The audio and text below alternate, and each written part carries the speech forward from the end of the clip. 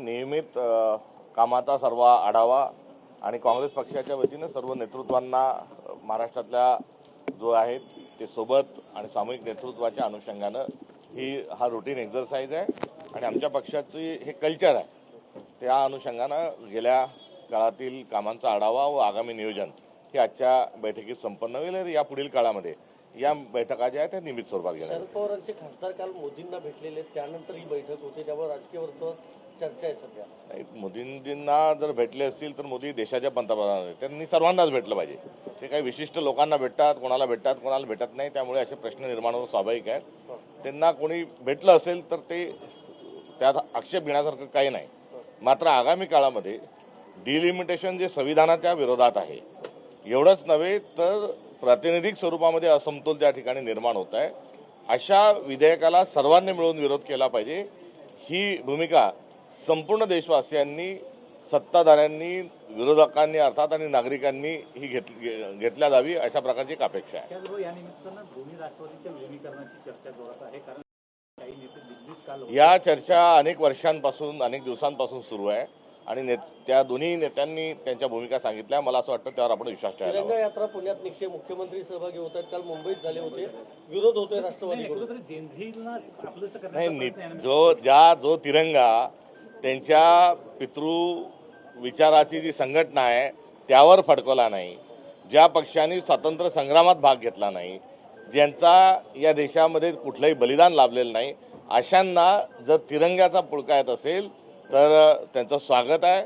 उशिरा का होईना, देर आहे दुरुस्त आहे असं या ठिकाणी मी म्हणेल। मात्र यामध्ये कुठलाही कावा नसावा ही देखील एक अपेक्षा या निमित्ताने या ठिकाणी व्यक्त करतो। शिंदे म्हणतात की 2014ला पृथ्वीराज चव्हाण यांच्यामुळे खरं तर सत्ता गेली, अशा पद्धतीचा दावा तुमच्याच महाविकास आघाडीमधले एक महत्त्वाचे नेते करतात। काय, कारण की गेले पृथ्वीराज चव्हाण साहेब हे एक पारदर्शक कारभाराच्या अनुषंगाने त्यांनी महाराष्ट्राचा कारभार चांगल्या पद्धतीने हाकला, त्यामुळे त्यांनी आपलं संपूर्ण हयात ही काँग्रेस पक्षाला दिली आणि महाराष्ट्राच्या मुख्यमंत्री म्हणून अत्यंत चांगलं काम त्यांचं राहिलं। काँग्रेसची रणनीती पुढच्या काळात काय असणार? आगामी खरं तर एकीकडे दिल्लीमध्ये जंतर मंतरचं विद्यार्थ्यांचं आंदोलन झालं, मुंबईमध्ये सुद्धा झालं, काँग्रेसची आता सरकारला घेरण्याची पुढची भूमिका काय? कारण आम्ही आंदोलनात्मक भूमिकेने जाणार आहोत। समस्या खूप मोठ्या आहेत, भ्रष्टाचार बोकाळलेला आहे, जात पात धर्म पंथ याच्या अनुषंगानं फूट पाडून भारतीय जनता पक्ष ही राजकारण करत आहे। आम्ही त्यांचा डाव जो आहे हा हाणून पाडल्याशिवाय राहणार नाही आणि त्यासाठी संघर्षाची भूमिका काँग्रेस पक्षाची राहील। ओबीसी वाद सुरू आहे, दुसरीकडे अनुसूचित जाती जमातींमध्ये उपवर्गीकरण लागू करण्यात थोडा तोडा आणि राज्य करा ही भारतीय जनता पक्षाची रणनीती, नीती आणि त्यांची नियत आणि त्यांच्या नियोजन असतं। जातनिहाय जनगणना व्हावी, जनगणना आपसूक सुरूच आहे, त्यामध्ये जातनिहाय जनगणना करावी आणि आरक्षणाचा प्रश्न कायमस्वरूपी मिटवावा। तर दिल्लीमध्ये आज भाजपच्या खासदारांचं जे आहे ते संसदेच्या परिसरामध्ये आंदोलन होताना पाहायला मिळतंय, त्यावर काय सांगता? त्यावर हास्यास्पद आहे। दिल्लीमध्ये एवढा अमानुष लाठी हल्ला झाला, बंदुका चालल्या, त्या संदर्भामध्ये काहीही कोणी एक सकार शब्दही बोलायला तयार नाही आणि झारखंडचा मुद्दा हा समोर करून त्यांना आंदोलन करतात आहे।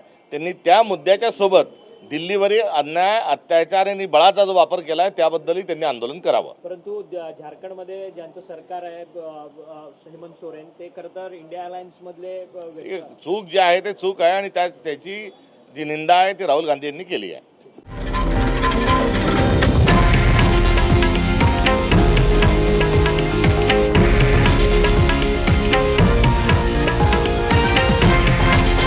हे आहे देशातील नंबर 1 न्यूज नेटवर्क आणि आपण पाहत आहात TV9 मराठी, एकमेव।